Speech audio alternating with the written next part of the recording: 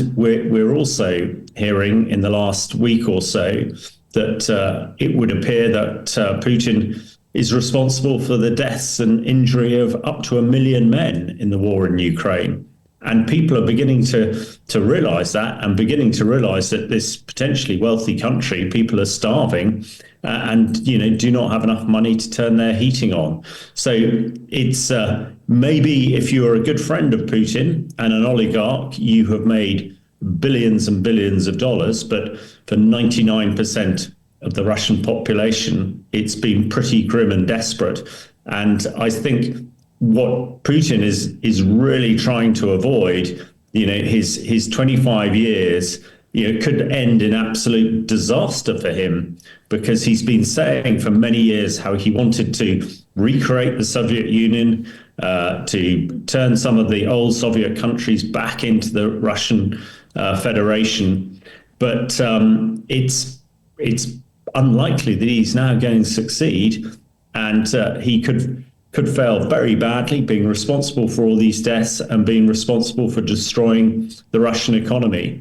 And a failed dictator like that is unlikely to live long enough to collect his pension. And do you see Russia's invasion of Ukraine as Putin's biggest mistake throughout his 25 years of rule in Russia?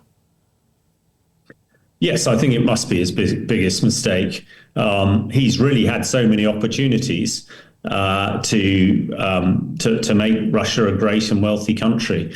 However, his ideological desire to really go back to the old days of the USSR and the Soviet Union, I'm sure has driven him to this particular case. It's also true that the West really, at the end of the Cold War, paid lip service to its own defense and was too busy doing its own business to realize what was happening in Russia and, what was happening in Ukraine as well. When the Russians invaded Crimea back in 2014, we should have acted much more quickly and much more determinedly.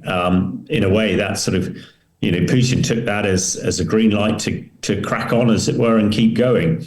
But yeah, I don't think history will treat Putin well when they reflect on the illegal invasion of Ukraine, the many, many deaths, and the terrible destruction that's happened in Ukraine itself. And undoubtedly, hopefully this war will be over soon. And it's undoubtedly a lot of the Russian assets that are frozen in the West, that money will be used to rebuild Ukraine, which will further create angst, I'm sure, with the Russian people against Putin. Let's cover also another Putin's paranoia. Don't you think that there is also another reason for Vladimir Putin to be concerned about the security measures during the parade days in Moscow? Because Russian General Yaroslav Moskalik was killed recently near Moscow in car bomb attack. As we know, last year, in December last year, another Russian general, Igor Kirillov, also was killed. What is your take on such developments, assassination campaign inside Russia? Well, certainly it's. I know that nobody has taken responsibility, but those of us in the West looking at it, assuming that it's something to do with the Ukrainian Secret Service, who have been able to take out some of Putin's key players and allies right on the doorstep of the Kremlin, which is a tremendous security failure. And, it is almost incongruous. We know that the Russian Secret Service have been working very hard in the West. And in fact, 7 Bulgarians working for the Russian Secret Service are in court in the UK at the moment and are going to be jailed for espionage. So we know the Russians are trying to do this, but not being successful. And I absolutely get the vibe that, with this great event of 80-year anniversary of Victory in Europe Day coming up on Friday, and Putin having lost yet another one of his very senior generals in an assassination, it is not surprised that we very rarely see Putin in public, and so much of the Russian security apparatus is being used just to protect one man. But it does, I think, also shows what a comprehensive battle, comprehensive warfare Ukraine is fighting against Russia. Is not just defending cities in Ukraine and attacking Russian units trying to invade Ukraine, but it's also fighting what we call the deep battle, way behind enemy lines, attacking Russian factories and taking out key players. This is very comprehensive. And I know also in the Russian papers recently, the retired Russian generals have been talking about the Russian army failing, fighting, as though they were fighting the First or Second World War, where these Russian generals say, you look at Ukraine, they're innovative, they're using technology, they're using complex operations and new methods of warfare. So a much smaller army is putting the mighty Russian army to the sword. So I think you put all these things together and you get to feel, quite how thin the ice is getting in Moscow, and quite why Putin seems to be getting more and more paranoid by the day, and why, as we've discussed, his great victory parade on Friday actually, must be a real millstone around his neck. If anything goes wrong there, that will spell, very bad news and almost disaster for Putin, I would expect. Meanwhile, Ukrainian military intelligence has shot down 2 Russia's fighter jets Su-30 using maritime drones for the first time in the history of modern warfare. What is your assessment of such innovative way to destroy enemy's aircraft? Well, this is exactly what I'm saying. This is why I think the Russian high command are so vexed by how innovative Ukrainian scientists and Ukrainian military people are being. I was only discussing this on another British radio show this morning, the fact that these drones fitted, we understand, with Sidewinder missiles that are usually on fighter aircraft, have now taken down 2 Russian jets. I mean, that is incredible. We talk about the 3-dimensional, 4th-dimensional warfare. I've never been a fighter pilot, so I don't necessarily understand it. But I would have thought fighter pilots are worried about other enemy fighter jets knocking them out of the sky, or air defense missiles.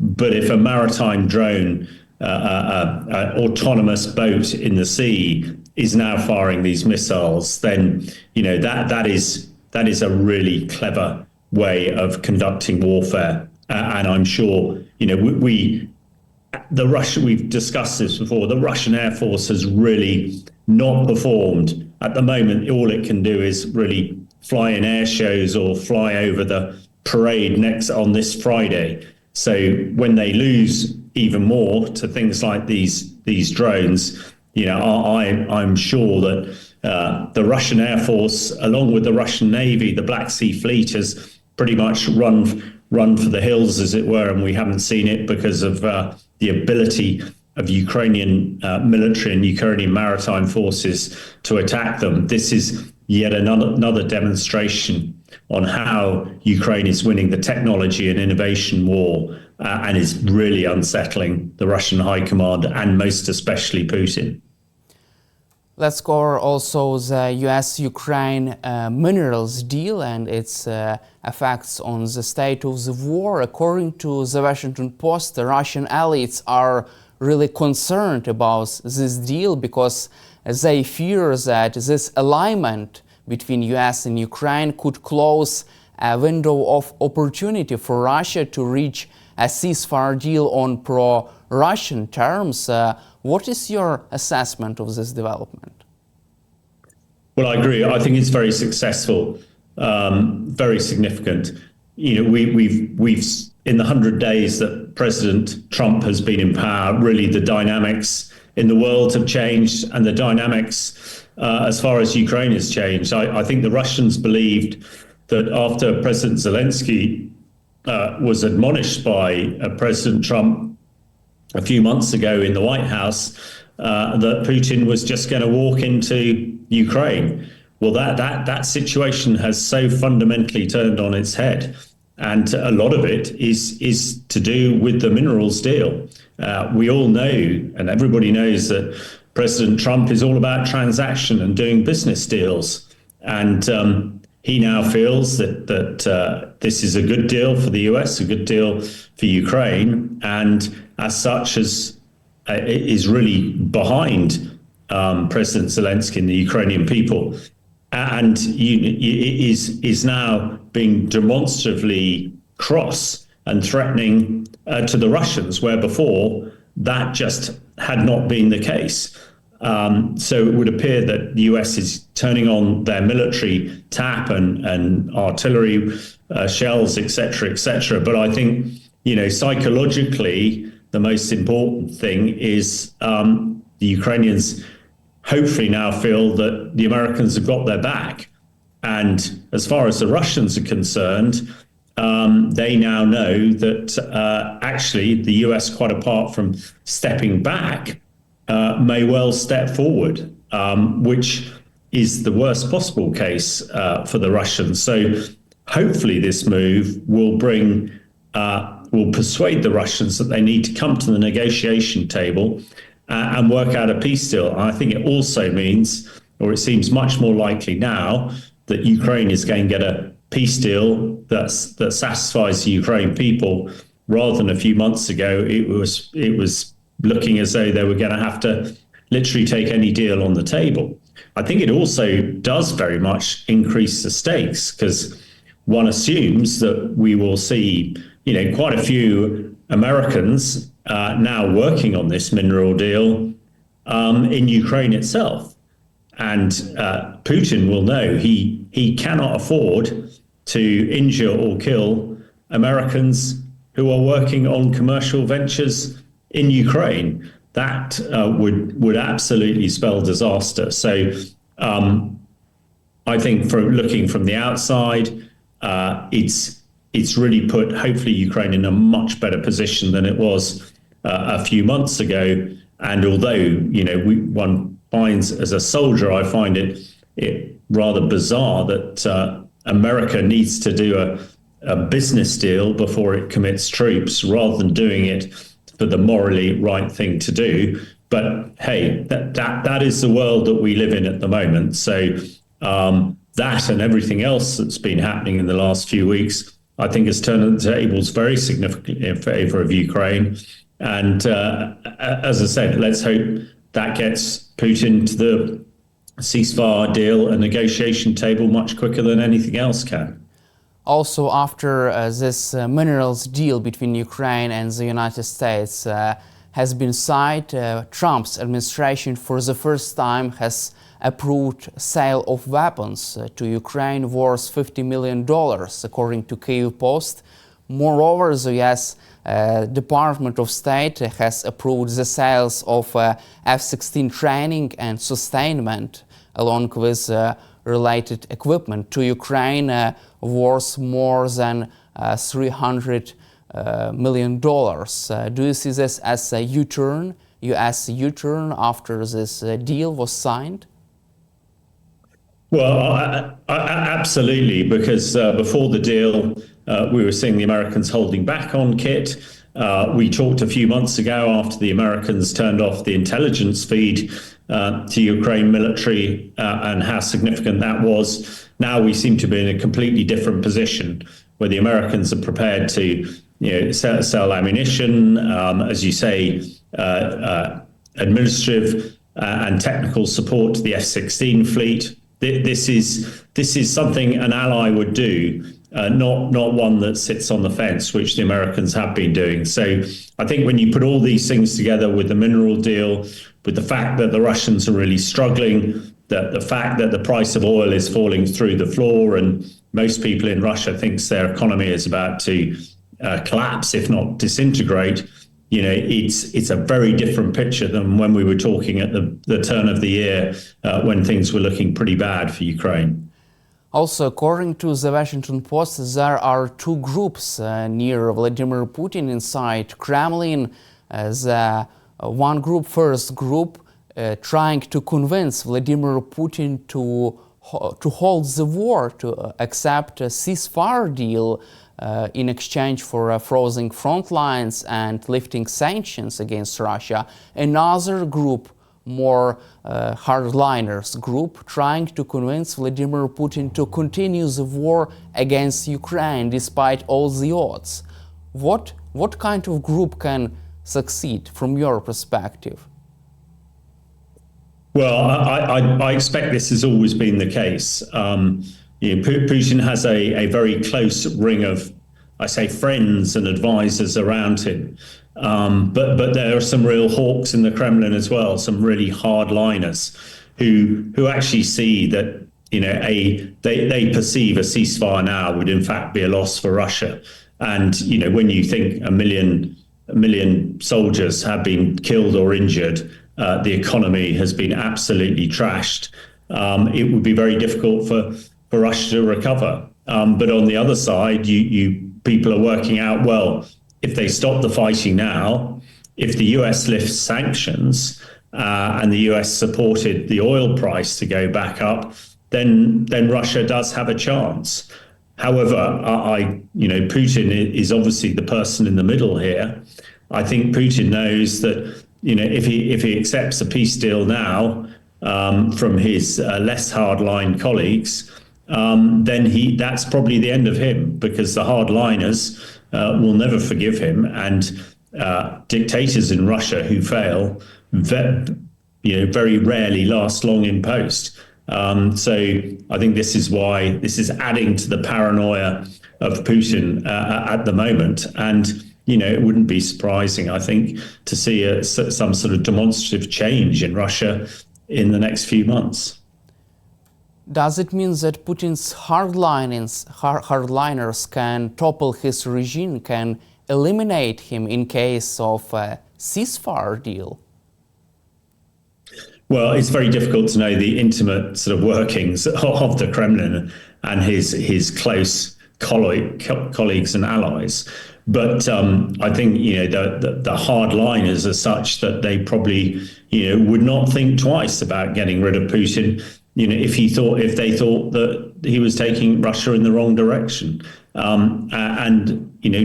that is how the Russians seem to work. So I think that is really why we're seeing this paranoia. He's got people on all sides telling him what to do, and he is in a difficult position, and he has a country that is suffered massively from casualties and massively from its economy. And he knows that if he makes the wrong decision, that's the end of him. And that is not what drives him. He 25 years as the Russian dictator, he always said that he wanted to leave Russia a much greater place, like some of the other great Russian leaders like Alexander III and Frederick the Great. Well, he could be remembered as one of the worst Russian leaders, not one of the best. Also, according to the German newspaper Bild, Russian veterans could be another reason why Vladimir Putin hesitates to end this war, because when Russian soldiers will return home, they could cause social instability, committing violent crimes inside Russia. Do you see this as another reason why Vladimir Putin hesitates to end the war, because of his violent veterans coming home, even killing Russian citizens after participating in the war against Ukraine? Yeah, I think this is a huge consideration. We've already seen that some Russian soldiers returned from the front do commit crimes. Originally, the Russian military was built very much on prisoners. Putin emptied the prisons of tens of thousands of people, giving them their freedom to go and fight. But a lot of them ended back there.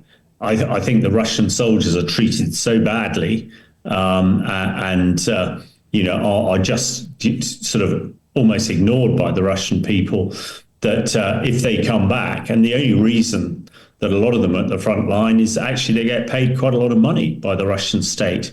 Once that money dries up, the anxiety, I think, will be huge. And we're talking about large numbers. They're thought to be about 600,000 Russians, fighting on the front line at the moment, quite apart from all of those training. So, you could see up to 1 million veterans being integrated back into a society that has struggled massively. So, yeah, it could be a really social headache and could create turmoil across Russia. The final element to this is the mothers of these veterans.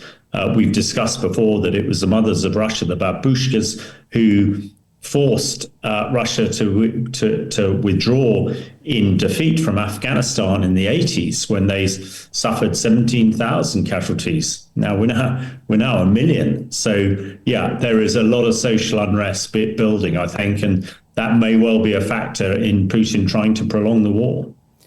Also, according to the CNN, new intelligence reviewed by US and Western officials suggests that Putin may have shifted his focus in the war in Ukraine towards, quote, short-term objectives of solidifying his hold on territory his forces have seized and boosting his country's struggling economy. Does this mean that Putin begin to realize that his army is unable to capture the whole of Ukraine and is unable to reach his all military objectives?